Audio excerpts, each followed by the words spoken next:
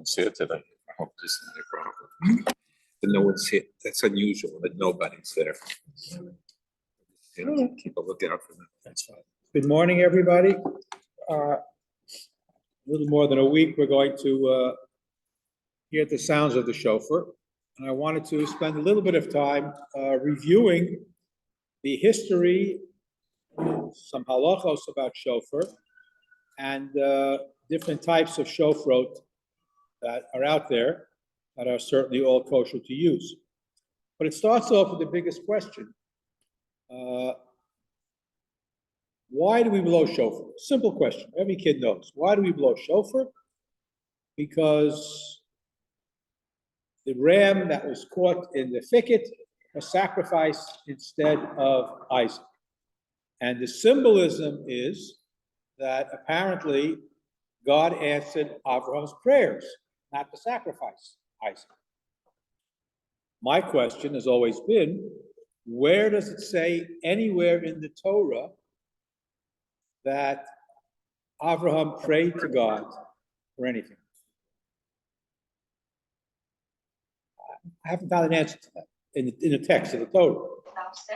If you look at the text very carefully, Hashem nisa es Abraham. It was a trial, and the Farshim go crazy to try for him, for us, for Klal Yisrael, for Jewish history, whatever the case may be. When we're reading it, we know how it ends. Abraham did not. It was real for him. Hashem first says to him, "Ki b'yitzcha ki kari l'cha zara." The Jewish people will descend from you. And then the next, he tells him, "I want you to kill Yitzchak." How does this happen? It's quite disturbing. Does God lie? Does God change his mind? What's going on here? And they went for 3 days. And the Torah does not record any conversation that took place between Avram and Yitzchak during those 3 days. Then when they get to Har Moriah, and Yitzchak realizes that he is the sacrifice, so he understood and he accepted. He was truly Avram's son. But the question, again, it begs the question, during that entire, okay, let's read it through the Chumash. Say it every morning in davening. Where does it say Hashem answered his prayers, or that Avram even prayed?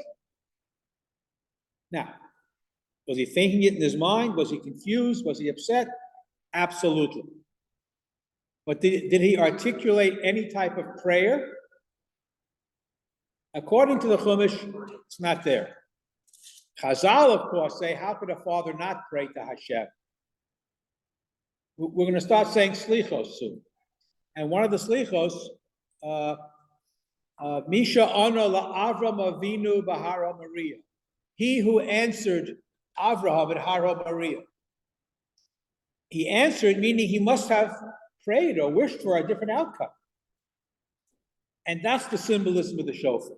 That the same way that Hashem listened to Abraham's perhaps unarticulated plea to Hashem or prayer to Hashem, Hashem listened to it. It'll remind him, you did it before, do it again for us. And blowing that ram's horn is the symbolism of what it's all about. So even though the text itself does not say that Abraham prayed to Hashem, how could a father not? And that's Chazal's understanding of it. Now, this ram that was caught in the bushes had horns, which is why it got stuck. Okay?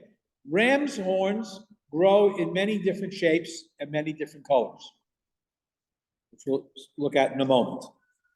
But in addition to ram's horns, the Gemara goes on to discuss the fact that any animal horn is kosher for blowing of the shofar. The only exception is a cow or a bull.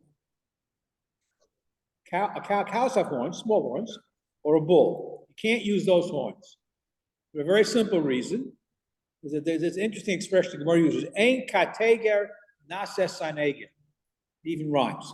The prosecuting attorney can't become the defense attorney. In other words, the cow's horn reminds Hashem of the Egel Hazov, the golden calf. So you're going to ask for mercy with the very item that you used to, go against Hashem. The Egel Hazov was a pretty heavy. We don't remind Hashem, not that Hashem forgets, but we don't want to remind Hashem about the Egel Hazov, so we don't use cow or bull horns. We only use a ram's horn. Now, a ram's horn, they come in, first of all, different shapes and different colors. Most ram's horns grow like this, right? Some are twisted. Some are yellowish, some are black. Any ram's horn from any type of a ram is kosher, but any other animal is also kosher. Now, you'll see some ram horns that are very crenellated and fancy, and some are carved afterwards. So this is just a plain one. It grew twisted, and that's how you blow it. I mean, it works. This one was shaped, and they carved little ridges in the back. Some have fancy things on it. The only thing you can't have is a mouthpiece. That you can't have. A mouthpiece in it, like you have in a trumpet, for example. But the same, it's called embouchure, I think is the English word for it, where a person plays trumpet, where they purse their lips, because that's how you blow the shofar. Make the smallest holes possible in the lips. You don't blow hard, just the tiniest hole, and that's what blows the shofar. If you're very talented, you can modulate the sounds. You can have different types of sounds, and in fact, there are many different sounds I'll go over in a moment. But other animals, as I said, other than a cow or a bull, other animals are kosher as well. This is a horn from a mountain goat, from Ein Gedi. If you ever been to Ein Gedi, you see the mountain goats. They're long, straight up. Some are curved, most of them are very, very straight. Now, this is one of the smaller ones. As I think I told Danny last time, I would have gotten a bigger one, but I couldn't fit it in my suitcase. So, but if you ever go to the Ein Gedi, near the Dead Sea, and you see these mountain goats jumping around, this is what they have on their heads. Okay, and it's certainly kosher and it makes the same sound if you know how to blow shofar. Now, for some reason, the Yemenite Jews, and this is a discussion of serious halachic nature, the Yemenite Jews use these antelope horns, or makudu, similar animal, which is not really part of our normal Masorah. But it's their Masorah, so nobody makes a big deal about it. But and this is a smaller version of it. Yeah, there are some of these things that literally have a stand that are so big that you have a stand to hold it while you blow it. They're very, very long. Some of these horns are very, very long. This in Kurdistan and Yemen, particularly in Yemen, and a number of posts have written about this particular minhag, but that's their minhag. Technically, there's nothing wrong with it, but minhag Yisrael is to use a ram's horn. So again, this is, first of all, you can't use this on Rosh Hashanah for a different reason. And it's not curved. The whole purpose of a curved shofar is to show humility in another person's bent over. So, and the Gemara talks about the fact that on a Tanis Tzibur, they would have the shofar and they would have what they call a Ya'el Pashut, a straight goat's horn being blown on a Tanis Tzibur. But not on Rosh Hashanah, it has to be curved. It has to have a curve in the shofar, either this way or twisted like this, basically to show man's humility and another. He's bent over when he's praying to Hashem in that form. So that's why, even though this is kosher, technically, I mean, we can use, during the month of Elul, you can use any shofar. That's all minhag. That's why I use some of these during Elul, because it's a minhag, not a halach. And to show the difference between a minhag and the halacha, we stop blowing shofar erev Rosh Hashanah. Just distinguishing what's minhag.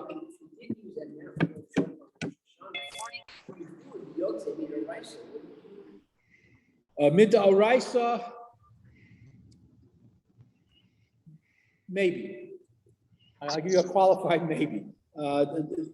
You should be using a bent. I mean, most of the halachas of Rosh Hashanah are midrabanan, the way we blow it. I mean, because again, that goes to the whole discussion of what do we blow. Yom Teruah Yiyelachem. What's a Teruah? Nobody really knows what a Teruah is. The Torah says that Rosh Hashanah is a Yom Teruah, the day of the sounding of the horn. What sound? The way they blew shofar in the Beis Hamikdash is lost to us. We don't know that. Antelope. Because again, if we're going back to the Akedas Yitzchak, should be a rabbi, right?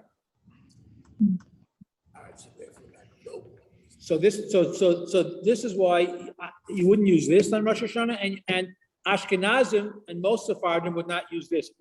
It's a Yemenite practice going back hundreds of years. I don't know how long to use this type of a shofar. It says ayil is the ram. Well, again, the Torah doesn't tell you what to do. The Torah simply says Rosh Hashanah is a Yom Teruah. And we don't know, and I'll come to that now, we don't know what a Teruah is. We don't know what a Teruah is. We know from Yovel, the Jubilee year, the Torah says, connects the word shofar Teruah. So we know that a Teruah is some type of a sound that comes out of a shofar. We learned that from Yovel. But what that specific sound is, we do not know any longer. We don't. For some reason, that Masorah died after the Churban Beis Hamikdash. So the Gemara tries to reconstruct what this Teruah sound is. It comes out of a horn, but many sounds can come out of the horn. And we also know that a Teruah sound is also used during war, and it's a staccato blast. When the army is going into the war, it isn't a long blast. When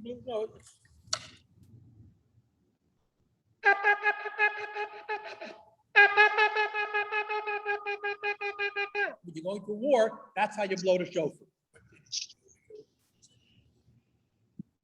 Something like this, or looking like this.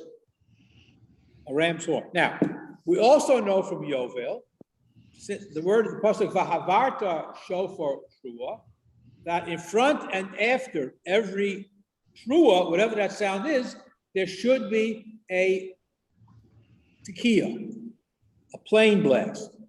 So whatever the Teruah is, a tekiah comes beforehand and tekiah comes afterwards. Whatever that Teruah is. Now, the Gemara tries. Yes, Nathan. How do we know what a tekiah is if we don't know what a teruah is? Good point. The Gemara talks about this, and based on the pasuk for Yovel, v'havarta shofar Teruah, they darshan out from what v'havarta, and it's a kol poshut. It's a plain sound. It's a plain blast. And the shofar blast has to be as long as what comes in between. All the darshan out from Psukim, the Gemara Rosh Hashanah. But what the Teruah itself is, we don't know. So they look for psukim. They look for interesting psukim to try to come up with a conclusion. And they came up with a conclusion that a Teruah is a yavava. Yavava is a crying sound. Some type of a crying sound. Where did they learn that from? A very strange source. If you remember your Navi, where Devorah led the army against Sisera, and they were victorious, and Sisera escaped into the tent of Yael, who killed him with a tent peg. Remember that story? So in the meantime, the Gemara, the Navi says that Sisra's mother, the general's mother, was waiting for him at home. And she cried 100 times because he wasn't coming home. So Vatiyabe Aim Sisra, because the mother of the general Sisra, whom Yael had killed, was never coming home, and the way she put the word Yavava, they came to that conclusion that that's the sound of a shofar. Now, without going into all the different diukim of it, crying has two elements. It could be a sigh, like what we call shvarim, or it could be whimpering. Like at the end of when you finish crying and you're whimpering, that's a trua. So either it's a shvarim or a trua, or some combination of both of them.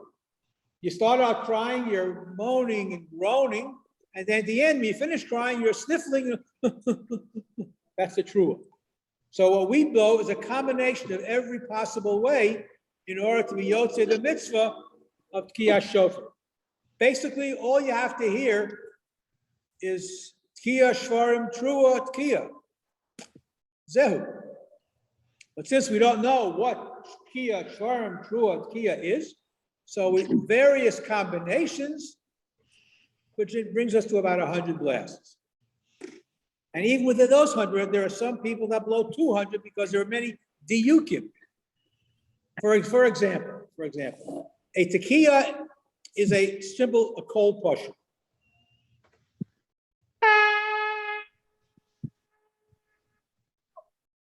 Straight. Now, it should not be that hook on the end. And according to many Achronim, Rabbi especially, that disqualifies the whole thing. If you have a hook at the end, that disqualifies the sound. You gotta do it over again. So the person that blows, as well as the person who's calling the blowing, have to really know their halachos. All right? A shever, 3 or 4, there are different ways of blowing shvarim.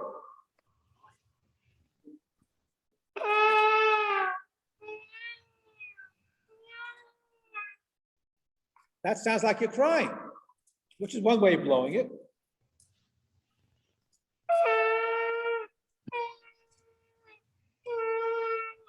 Three short blasts. Okay, but again, without that hook at the end. Now, that's the shever, the broken cry. The trua, very simple.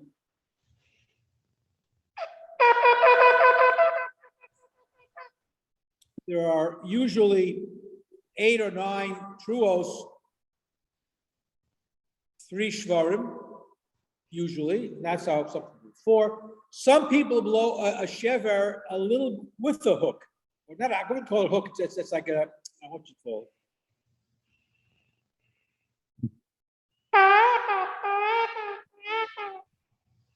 That's how they would blow a shever, as opposed to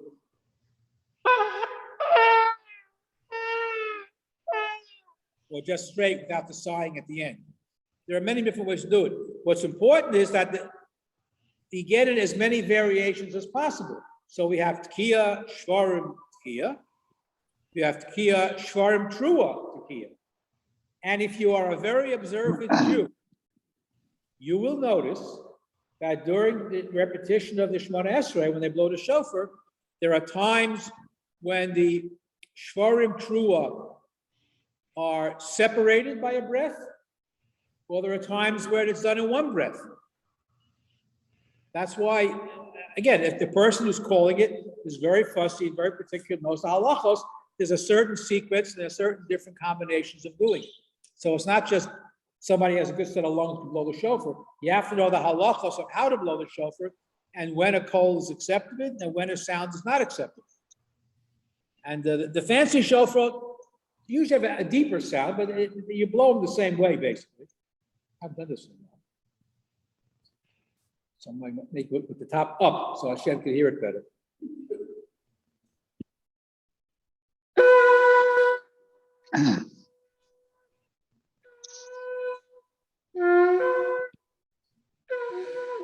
Sometimes you get a very deep sound out of it. Well, first of all, it travels longer.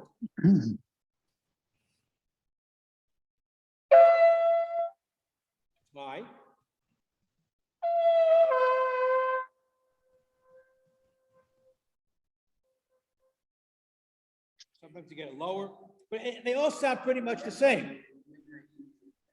But I say, some of them are when the very, very long ones have that deep sound that apparently sometimes comes out of here. I happen to like the goat song. That's what, this is my, it's all right.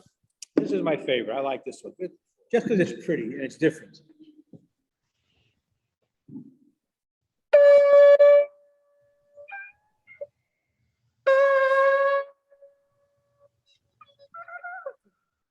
Usually a higher tone, but occasionally, if your lips are right, you get a lower tone. It's a lot of fun. In any event, all of these things on Rosh Hashanah, it should be a ram's horn, it should be curved. This is curved and twisted. But again, look at these slichos. When we say, Misha anu Avram, the Hara Maria, Hashem answered Avram. But nowhere in the Torah does it say Avram prayed. It's an assumption that we're making, and it's an assumption that leads us to all of these halachos. Chazal assumed that Hashem answered the unarticulated prayer of Avraham.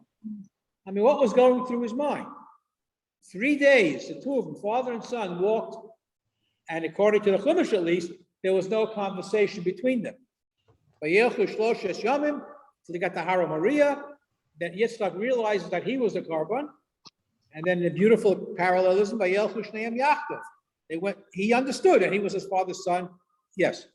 Can't we just assume that just as here you are assuming that Abraham prayed to the Kadosh Baruch Hu, even though it's not written there for us, I would think the logic would be, how do you travel by foot 3 days? If there had to be conversation, so just as we're assuming that he prayed to the Kadosh Baruch Hu, I personally would assume that a father and son schlepping for 3 days would say something. Yes, I would assume so, but the Torah doesn't have it. It does not say anything at all about what transpired during that journey. That doesn't mean Right, that's what I'm regular conversations. You're with somebody, with your father, with your friend. You have some sort of conversation. Maybe they didn't talk about it. But it's also not beyond the realm of belief to understand that Avraham was in a state of shock. When you hear terrible news, sometimes you just function like an automaton. Because what did he do? When Hashem said to him, bring him up for an olah, what is that? Doesn't he actually sacrifice? Hashem just said, Ki b'Yitzchak yikor lecha zara. Jewish people will descend from Yitzchak, and then he says, V'halei Sham la'olah. So they contradict each other. Does Hashem couldn't make up his mind? Did Hashem lie to me? What's going on? How do I deal with this? How do I internalize this? And what's the next thing that he did? So right away, like in the days, he starts chopping wood, harnessing the donkeys. He has servants to do that. Very often, a person who's in shock, a person who's grieving over I saw this, a friend of mine lost his brother at a young age. The guy was out of it for the whole week of Shiva. He was walking around in the daze. He was functioning, but he was like in another world. So I can understand Avram for 3 days. How can I wrap my mind around what Hashem was asking me to do? So it's possible he went 3 days without talking to his son, trying to figure out what can I possibly say to my son who wasn't the baby, he was 38 years old. Yeah.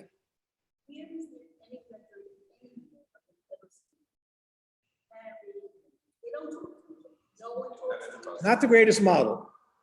And with any of them, I don't see this with this. That doesn't mean they didn't talk. Yeah, true. It just means we aren't privy to know. We are privy to those conversations. There's no perfect talk. But the Chinese movie, I'm saying, nothing. I mean, obviously, they spoke, and there are conversations recorded in the Chumash, but there are, you can't necessarily learn something for what isn't there.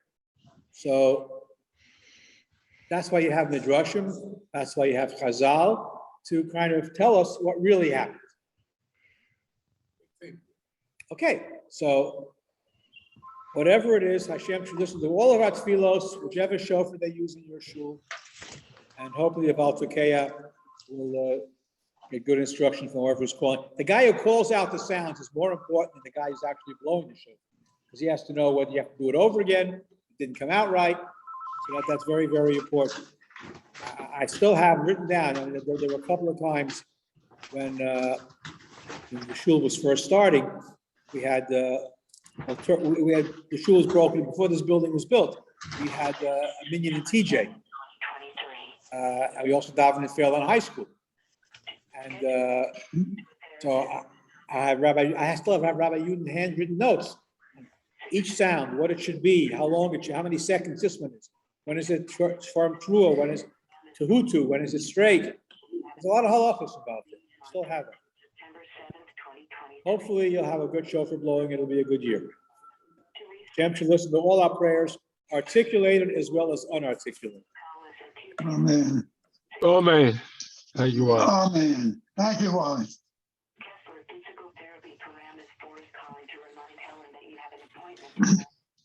Thank you, Wally. You're welcome. Have a great day.